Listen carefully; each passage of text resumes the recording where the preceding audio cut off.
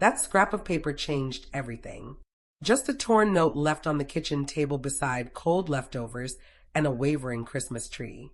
I walked in expecting family. Instead, I walked into quiet, and a betrayal spelled out in uneven ink. We used your $8,500 for the family cruise. Look after Grandma. No apology, no hesitation, just instructions.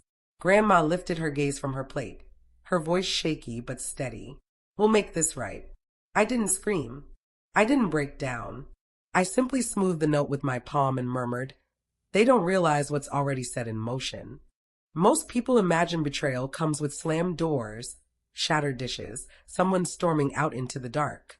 Mine arrived wordless, under the faint hum of Christmas lights. Grandma kept eating slowly, deliberately, her metal fork tapping the plate like a metronome pacing the emotions I refused to show. Her sweater smelled lightly of lavender and old dust. She looked smaller than the last time I'd seen her, as if the space around her had thinned. I sat across from her, the note lying between us like evidence. Did they even bother calling? I asked. She lowered her eyes and shook her head.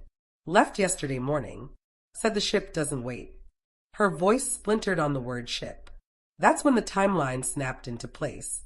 They'd taken my money days earlier, never intending to tell me, not even with a text. All those years of being the dependable one, the steady one, the one who always said yes because family came first. I'd been a savings account with a pulse. My eyes drifted around the kitchen, searching for some sign of them. Half-drunk wine glasses, a mug stained with lipstick, a crooked paper ornament I made at 12 still dangling from the tree. It wasn't just quiet. It felt deserted. Grandma cleared her throat. Don't waste your anger on them, darling. I'm not angry, I said. A lie. Just surprised. But the anger was already rising inside me, hot and bright. She nudged a small envelope toward me. They told me not to stress about buying food. Said you would take care of it. But inside the envelope were receipts. Gas stations, online purchases, restaurant bills, all run through her card. I stared until the numbers smeared together. They had dipped into your pension, too. Her gaze flicked away. It was temporary. Your mother promised she'd replace it. I wanted to shout, but nothing came out. Instead, I folded each receipt and laid them neatly beside the note. Patterns, proof, intention. My mind was already shifting from pain into calculation. Grandma must have caught it. Don't go doing anything rash. I won't, I said, though the word rash felt wrong. Because this time I wasn't the one acting foolish. Sleep refused to come that night.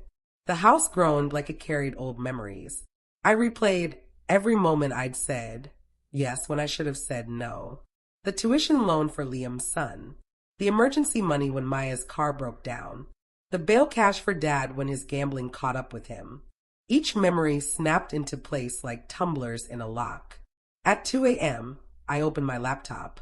My fingers paused above the keys, heart hammering. If they'd spent my money on their vacation, I needed to know how far it went. I started with Grandma's bank account. The login was still saved under Family. Rows of transactions lit the screen. Withdrawals, transfers, payments to names I recognized. And some I didn't. Every click stripped back another layer of the deception. By sunrise, the anger had stopped burning. It had gone cold, intent. Beside me, Grandma stirred and murmured, "You're still awake." I nodded, eyes locked on the monitor. "Go back to bed, Grandma," I whispered. We'd handle this in our own way. Morning crept across the kitchen tiles, turning the scattered documents into a battlefield. Statements, receipts, withdrawals, all signed with the same sloppy handwriting that belonged to my mother. I should have felt crushed. Instead, I felt alert. The kind of alert that cuts through fatigue. Grandma shuffled in, her slippers brushing the floor. "You didn't sleep," she said. I lifted a shoulder. "Didn't have to."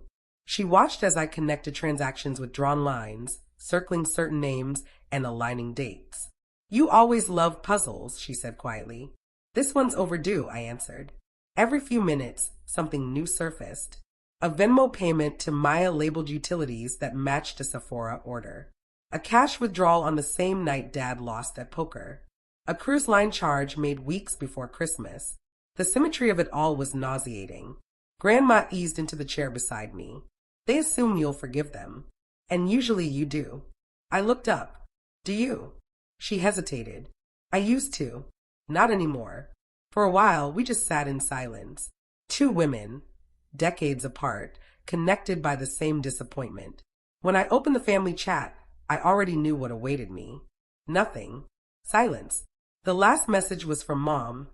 Transfer the loan soon. We need to book before prices go up. No, please. No, thank you. Just expectation. I stared at her words until the screen dimmed. Then I typed a single period and hit send. One tiny dot marking the end of my patience. The next day, I called Mom's number. Straight to voicemail. The greeting was cheerful but empty. Hi, you've reached Rachel. Leave something worth listening to. I hung up. That evening, Grandma brought out an old ledger, her handwriting slow, careful, looping. These are my pension deposits, she said. Start with 2016. My breath caught. That's when she took your login. She nodded, lips pressed thin. I told myself it would be temporary. But the temporary things always linger the longest. Don't they? We worked until our eyes ached. When I finally leaned back, the numbers told a story clearer than any words could. 10 years of small thefts disguised as love. Something inside me shifted. A quiet click, like a lock sliding open. I wasn't going to argue. I wasn't going to plead. I was going to record everything. Grandma squeezed my hand. What are you thinking, sweetheart? I met her gaze. That they'd underestimated the wrong person. She smiled faintly. We'll fix this. Yeah, I said. But this time we fix it right. Past midnight, I created a folder on my laptop called Proof. Inside, I began assembling my case. Screenshots, transfers, every message that once made me feel guilty, now refiled as evidence. For the first time, the guilt wasn't mine to bear. And in that quiet, between the hum of the fridge and the tap of my keys, I realized something. They hadn't just stolen money. They'd handed me everything I needed to end this story on my terms.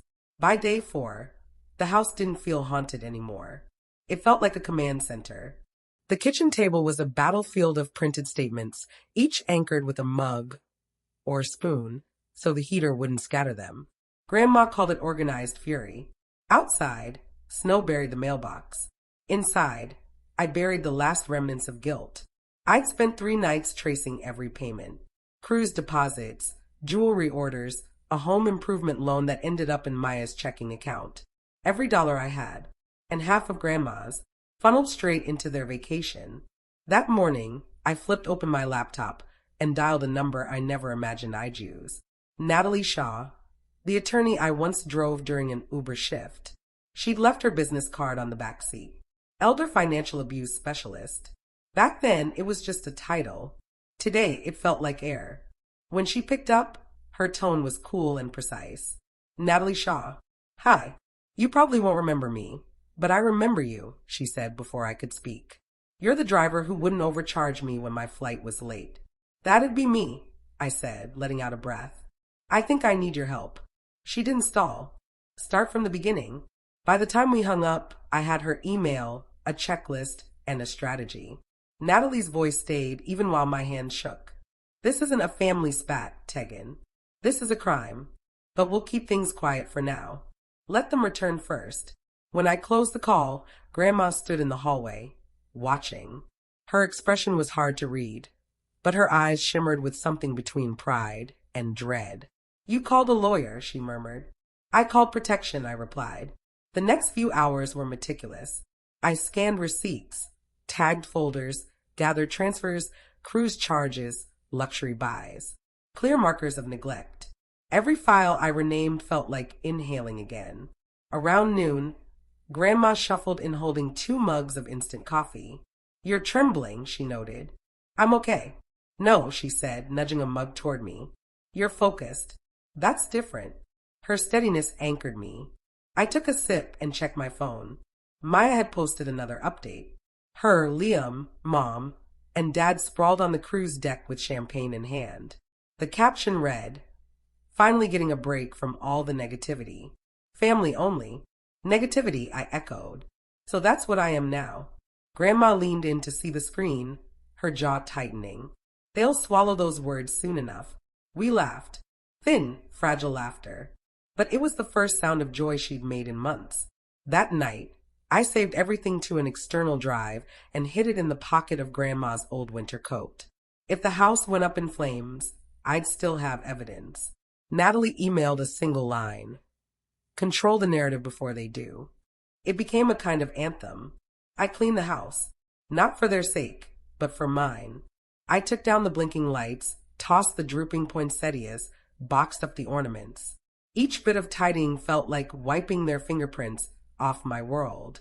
The night before they got back, Grandma settled into her recliner, some Hallmark rerun flickering on the TV. Do you think they'll even feel guilty? I asked. She didn't turn from the screen. Guilt's a luxury, sweetheart. They used theirs up long ago. Outside, snow thickened, silent and unforgiving.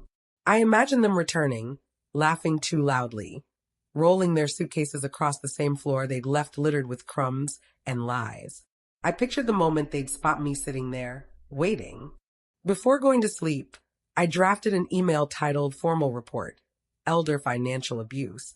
I attached every document, wrote the summary, then saved it without hitting send. It sat there, waiting.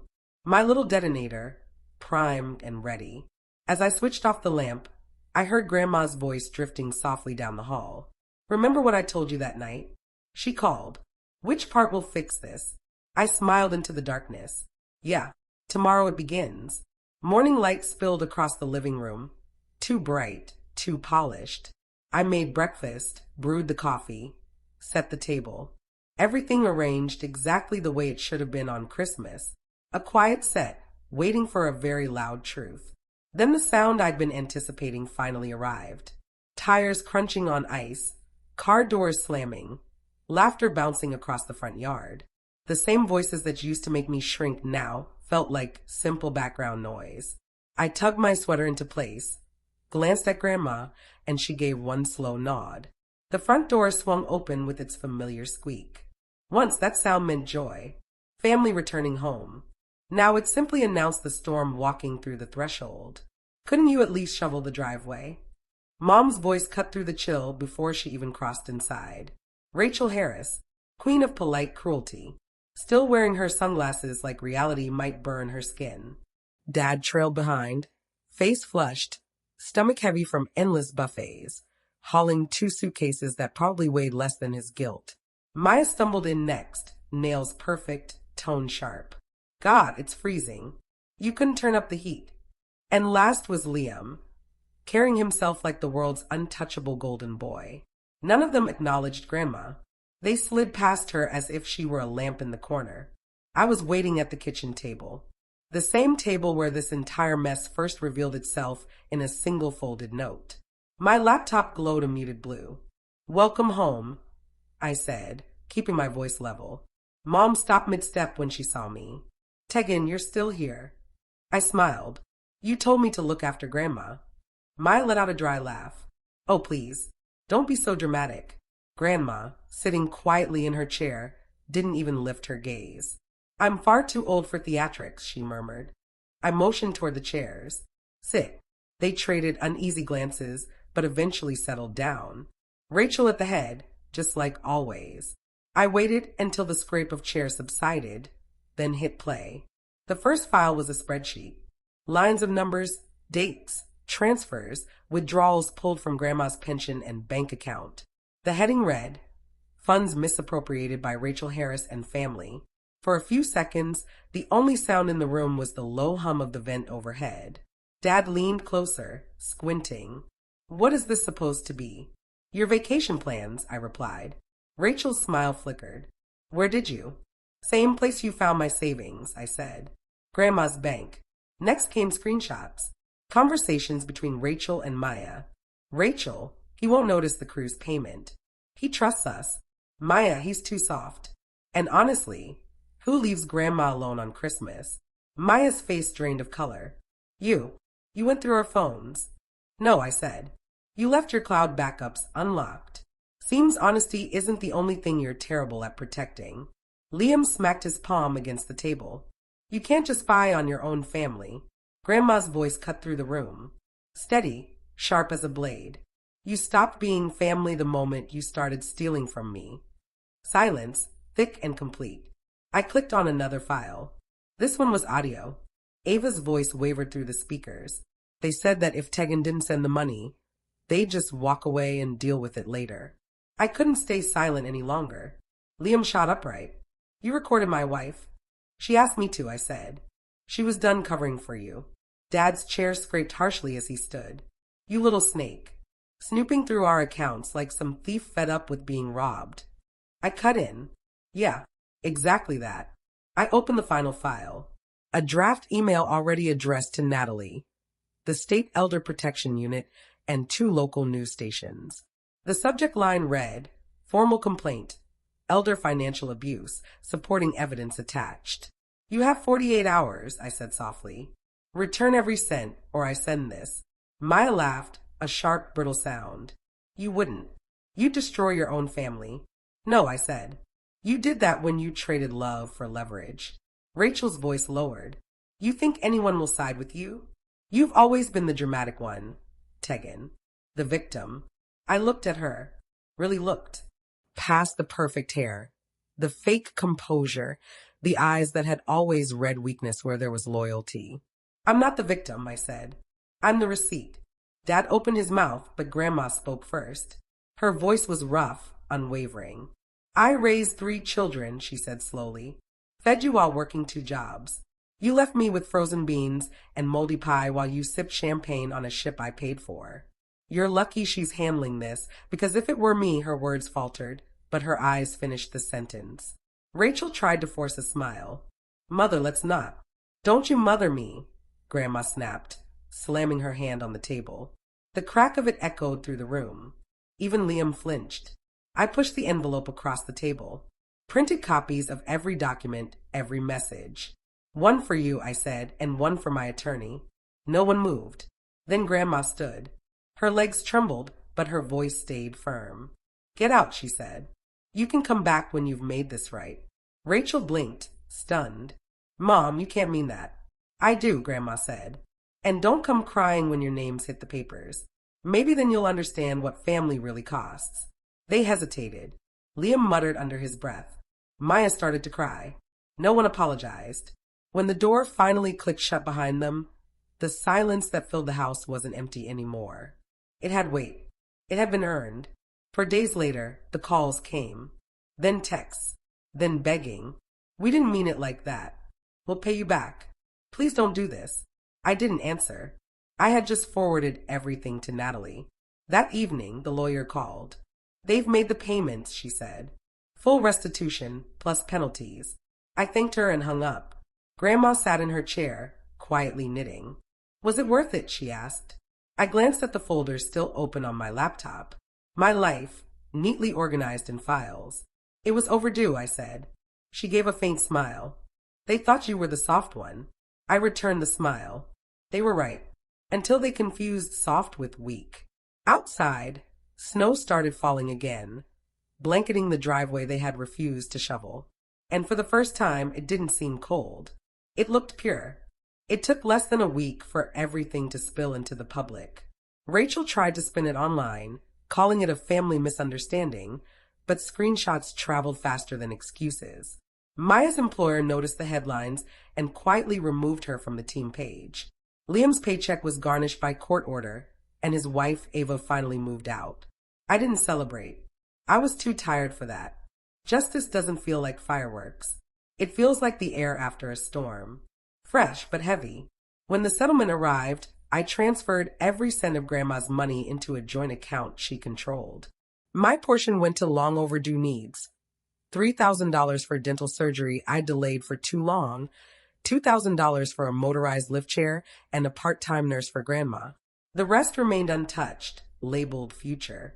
We moved into a modest apartment downtown. 2 bedrooms, sunlight spilling through thin curtains, quiet in a way that didn't hurt. Every morning, she'd hum while watering her plants. Every night, we shared dinner at the same old table.